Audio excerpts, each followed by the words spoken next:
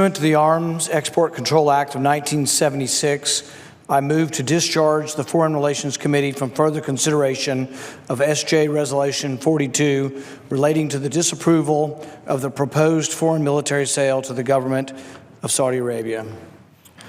Under the previous order, time until 12:30 p.m. will be equally divided between the proponents and opponents of the motion to discharge. Mr. President, today is an extraordinary day. Today is an auspicious day, for we will be discussing issues of war and peace. Believe it or not, we rarely discuss such important issues. We've been at war for 15 years. There's been a handful of debates, most of them indirect, most of them only forced under duress, and most of them would have been avoided if the leadership of both parties could avoid them. But today they cannot avoid this debate because this is what's called a privileged motion.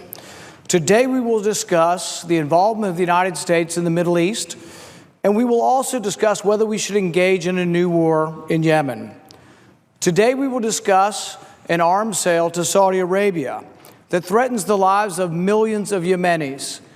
But we will discuss something even more important than an arms sale. We will discuss whether we should be actively involved. Should the United States be actively involved with refueling the Saudi planes, with picking targets, with having advisors on the ground? Should we be at war in Yemen? If you remember your Constitution, it says no president has that authority, only to repel imminent attack, but no president alone has the unilateral authority to take us to war. And yet here we are on the verge of war. What will war mean for Yemen? 17 million folks in Yemen live on the brink of starvation. I think to myself, is there ever anything important that can happen in Washington? Is there ever anything I can do to save some of the millions of children that are dying in Yemen? This is it. This is this debate today. It isn't about an arms sale. It's about children like Ali who died. Why are they dying? Because the Soviets have blockaded the ports. 90% of Yemen's food comes in from the ocean, and they can get no food, and they are starving and dying of cholera because of war. We think of famine being related to the weather. Sometimes it is. But more often than not, famine is related to man, is man-made, and the most common cause is war. How bad is it in Yemen? 17 million people live on the edge of starvation. Some, like Ali, have already died. What are people saying about it? They say that the humanitarian crisis in Yemen may be worse than Syria. Let me repeat that, because nobody in America is listening to this. Everybody's paying attention to some silly show trials and silly stuff going on in committees. Nobody's talking about this at all. They say it is worse than Syria. Millions of people have fled Syria. Hundreds of thousands have died, and people are now predicting Yemen may be worse. One refugee group said this, that the impending famine in Yemen may reach biblical proportions. Think about that. It's astounding what's going on there, and it's being done without your permission, but with your weapons. So today I will force a vote with Senator Murphy's help, who's been a prime mover in this, to tell you the truth, and done a great job in bringing people together. But we will force this vote for these children in Yemen because we have a chance today to stop the carnage. We have a chance to tell Saudi Arabia we've had enough. The question is, should we give money or arms to Saudi Arabia at all? What has Saudi Arabia done over the last 30 years? They have been the #1 exporter of jihadist philosophy, the #1 exporter of let's hate America, let's hate Judeo-Christian ethic, let's hate the Judeo-Christian tradition. It's coming from Saudi Arabia. They teach it in the schools in our country. They teach it in the schools in Indonesia. They corrupt the religion of Islam throughout the world. And we're going to give them weapons? I think it's a huge, huge mistake. If you say, well, I doubt that, there's no way they're that bad, don't they share with us intelligence? Don't they help us in the war on terror? Yes, every time they help us, they hurt us twofold worse. I'll give you an example. Direct from Hillary Clinton, when she's writing honestly and not talking to the public. She sends an email to John Podesta. This is one that was leaked through WikiLeaks. Hillary Clinton writing to John Podesta. She says, we must put pressure on Saudi Arabia and Qatar because they're supplying logistical and financial support to ISIL. ISIS, the group we're in the Middle East fighting again, Saudi Arabia was supplying them, according to Hillary Clinton, not indirectly, but directly. Who in their right mind would give money, arms, or share our technology with a country that's been supporting ISIS? Who would do that? Who would think that that's a good idea? And yet they'll come here and they'll say it's about Iran and we have to combat Iran everywhere. Guess what? This may make the situation with Iran worse. What do you think Iran thinks when Saudi Arabia gets weapons? They think to themselves, well, if the Saudis are getting more, we need more.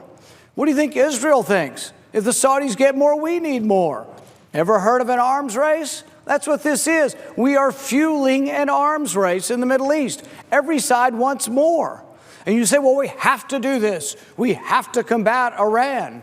You know how much the Gulf Sheikdoms, Saudi Arabia, and all their allies are the ones that are bombing the hell out of Yemen?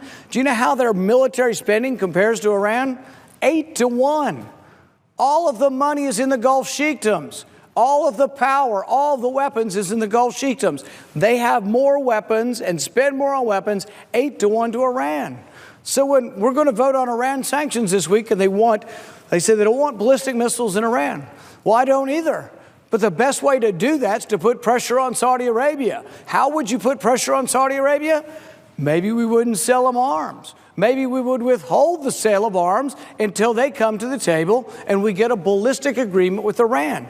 It is a naive and foolish notion to think that Iran's going to give up on their ballistic weapons. They are never giving up on their ballistic weapons unless Saudi Arabia did the same thing. People don't talk about this, but Saudi Arabia has ballistic missiles. They've got Chinese missiles. They're called the Dengfeng 21 and 3. They have dozens of these. Do you know where they're pointed? Tehran and Tel Aviv. So Saudi Arabia is no friend of Israel. Do they cooperate with Israel some? Yes. But their missiles are pointed at Tel Aviv, Israel. Saudi Arabia's other missiles are pointed at Tehran. Are these missiles nuclear capable? Yes. They're not thought to be nuclear tipped, meaning they haven't been armed with nuclear missiles, but everyone who is in the arms community acknowledges that these missiles could carry a nuclear payload if they were altered. They have the ability to do it. Should we send arms to Saudi Arabia? Well, here's another quote from Bob Graham, and this is a paraphrase. He says that there's an abundance of evidence that the Saudis were complicit in 9/11. Have we forgotten that 15 out of the 19 hijackers were from Saudi Arabia? Have we forgotten the missing 28 pages that they kept from the American public for over a decade? When you read those missing 28 pages that have now been released, they tend to implicate Saudi Arabia. They tend to indicate that the attackers, particularly in San Diego, were befriended by a government agent for Saudi Arabia. There's an abundance of information that implicates Saudi Arabia in 9/11. In fact, this very Congress voted less than a year ago. We voted unanimously, or virtually unanimously, to let American citizens, the victims of 9/11, their families, we voted to let them sue Saudi Arabia. This is an extraordinary thing. We almost never let people sue governments, particularly foreign governments. But we voted nearly unanimously. Why? Because people have sympathy still for the 9/11 victims and their family. And because people obviously believe there's some information that may implicate Saudi Arabia. So you say, oh, no, they've changed. Well, how much could they have changed? It's only a year or two ago, Hillary Clinton's writing that email saying the Saudis are giving financial and logistical support to ISIL. Who in their right mind would sell arms to Saudi Arabia under those circumstances? So if it doesn't persuade you that the Saudis are supporting ISIL and terrorism, may have been part of 9/11. Perhaps we should look not only at the humanitarian disaster in Yemen and what they're doing to the public, and that their goal basically is famine to bring them to submission. Perhaps we should look at Saudi Arabia as a country. Perhaps we should look at the human rights record of Saudi Arabia. I'll give you a couple of instances of what it's like to live in Saudi Arabia. There was a young girl who was 19 years old. They haven't named her because her story is so traumatic. She was 19 years old. They call her the Girl of Qatif. She was 19 years old and she was raped by 7 men. Now, the men were punished, a couple years in prison. But you know what happened? They arrested the victim. Because you see, in Saudi Arabia, it's your fault if you're raped. In Saudi Arabia, rape victims are arrested, put in prison, and publicly whipped. She was given 6 months in prison, and 200 lashes was her sentence. Ultimately, it did not come to fore. And you know why? Partly because the U.S. stood up and said it was wrong. Partly because perhaps behind the scenes we said, maybe we're not going to sell you weapons if you behave like a bunch of barbarians. I'll tell you another story. Ali al-Nimr, he's a Shiite. The Middle East is somewhat divided between Sunni and Shia. So he's a Shiite. They're about 10% of the public in Saudi Arabia. They are the minority, and they are treated like dirt. His uncle was a sheikh, and by all accounts, one who called for peaceful elections, who wasn't an advocate of violence, never was known or seen to have a weapon, but was executed by the Saudis for leading protest.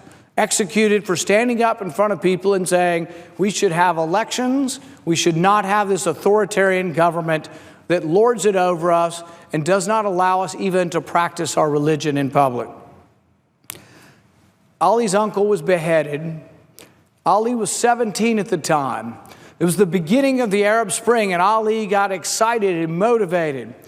And if you see the pictures of him, it's heartbreaking. You see pictures of him in Western clothing. He liked poetry. He liked music. He was by all means the kind of people that we wish would come to leadership in Saudi Arabia.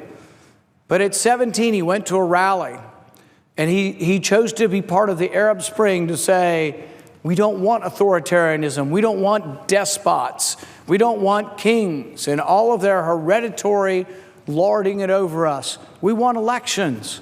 And for that, he was arrested and put on death row.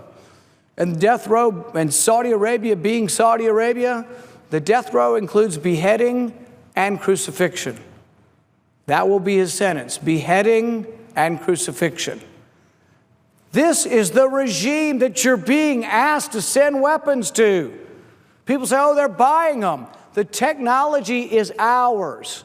It's American technology that was developed for the defense of this country, and the companies would never have the technology had we not paid them to have it. The American taxpayer has a right to that technology, and while almost every other good in the marketplace, I would say the government has no right to tell you who you sell it to, arms are different because they're all developed by the U.S. taxpayer. And I do believe there should be rules about who gets our arms. I don't think we should sell them to Saudi Arabia if they might wind up in the hands of ISIS. I don't think we should sell them to Saudi Arabia if they punish people for protest, if they punish people for speaking out by beheading them and crucifying them. I'm not for selling them a rifle, much less precision-guided missiles. Now, some will say, oh, if we give them more accurate missiles, they'll kill less civilians. That presumes that they're not targeting civilians. You think it was a mistake? You think they accidentally bombed a funeral procession? You think their intelligence was so bad they didn't know it was a funeral procession? They killed 125 people at a funeral. They wounded 500.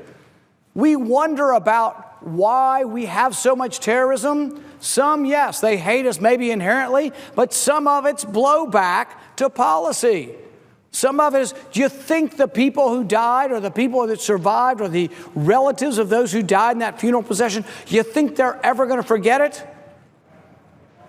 They will remember it 100 years from now. The problem we face of terrorism goes on and on and on as long as we keep supporting despots who treat their people like crap, who sentence them to beheading and crucifixion, who are starving their neighboring country, which is one of the poorest nations on the planet Earth. We are not getting better. We are not getting any closer to peace by supporting the Saudis. It's a huge mistake. The girl of Qatif, rape victim, sentenced to prison and lashes, 70 lashes. Ali al-Nimr, still on death row, sentenced to beheading and crucifixion. Raif Badawi, what is he? I don't know much about him, but he's an outspoken blogger. Somebody who writes his opinion and may have opinions that may not be orthodox. But for that, the Saudis arrested him, and he's in jail for 10 years, and he's sentenced to 1,000 lashes. I don't think you can survive 1,000 lashes, so the Saudis, in their great humanity, are dividing his treatment into 10 doses. He's already had 100 publicly applied. He has 900 more to go.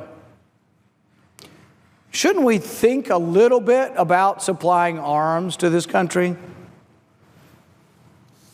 If the human rights aspect to this is not enough, I think we should probably think about the region.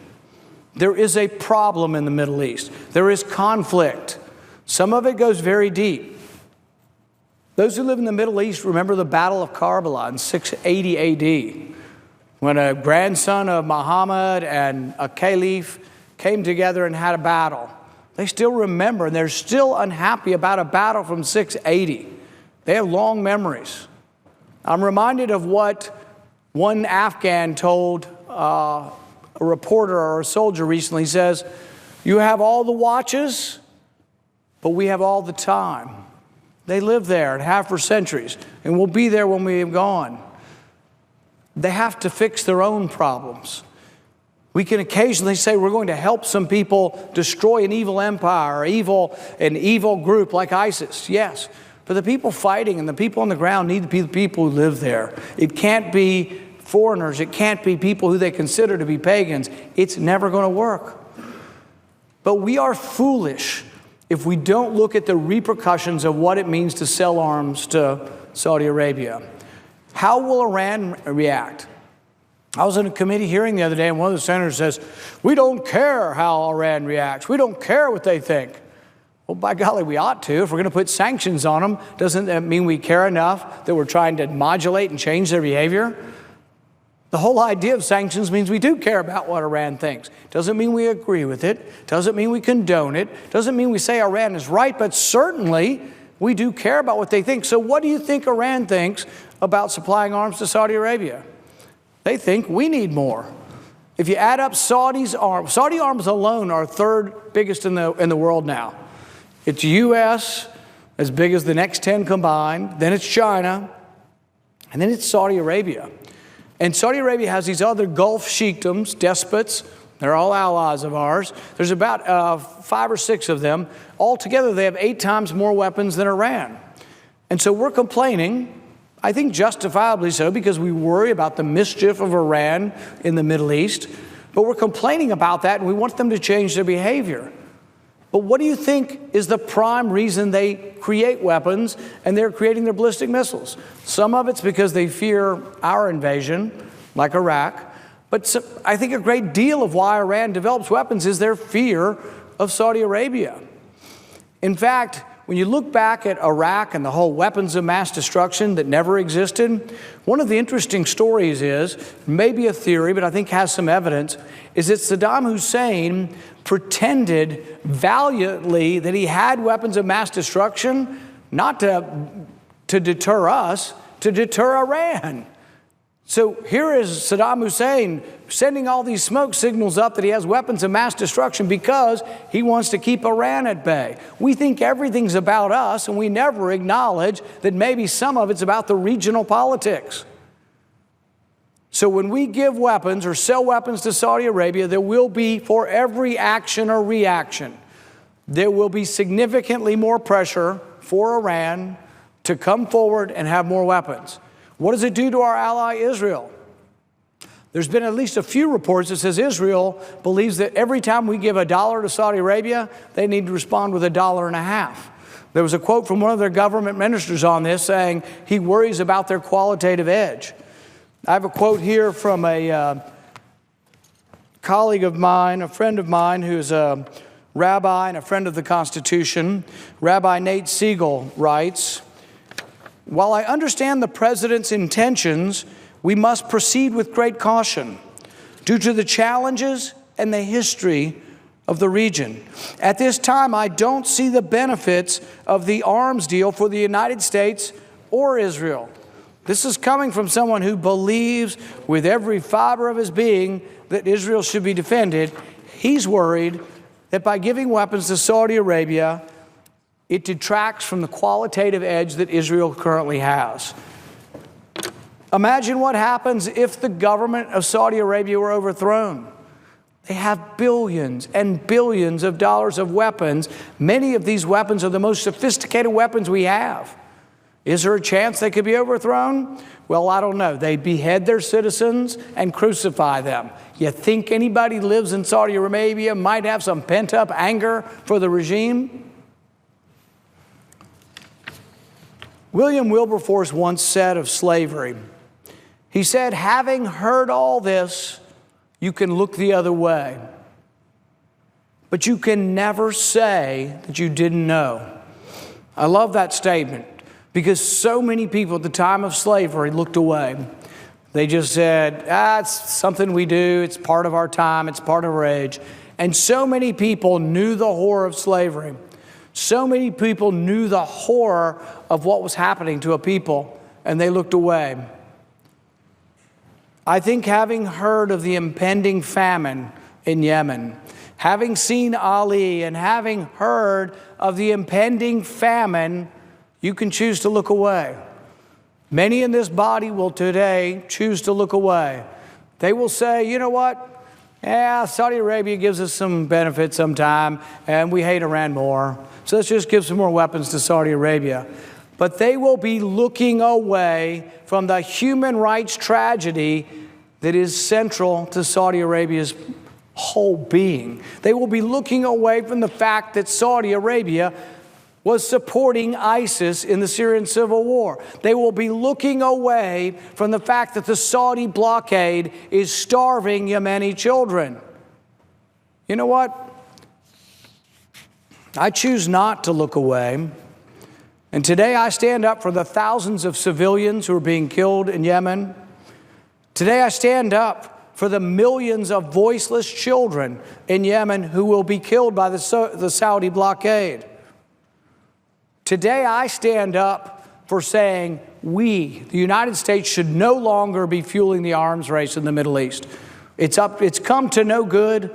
The wars and the rage and the anger are thousands of years old. We will never get to the bottom of it. We should defend ourselves at all costs. We should be very careful who is admitted into the country. And we should not get involved in every civil war and every misbegotten part of the planet. It is my hope and my prayer that enough Americans will wake up and say, we are tired of war. We are tired of funding every war on the globe, and we are tired of sacrificing our young in every civil war. Today, this will be a bipartisan vote. There will be a large contingent from the other side of the aisle and a small contingent from this side. But this is important. This is a rare day in Senate history where we actually have the chance to stop an evil. But we would stop this evil by sending a loud message to the president and a loud message to Saudi Arabia that we are not going to blindly support the arms race. We are not going to be blind to your human rights transgressions, and we are not going to blindly give you weapons in the face of beheading your citizens and crucifying them. So today I take a stand for those who do not have a voice, and I hope the Senate will think long and hard and will vote against this arms sale to Saudi Arabia. Mr. President.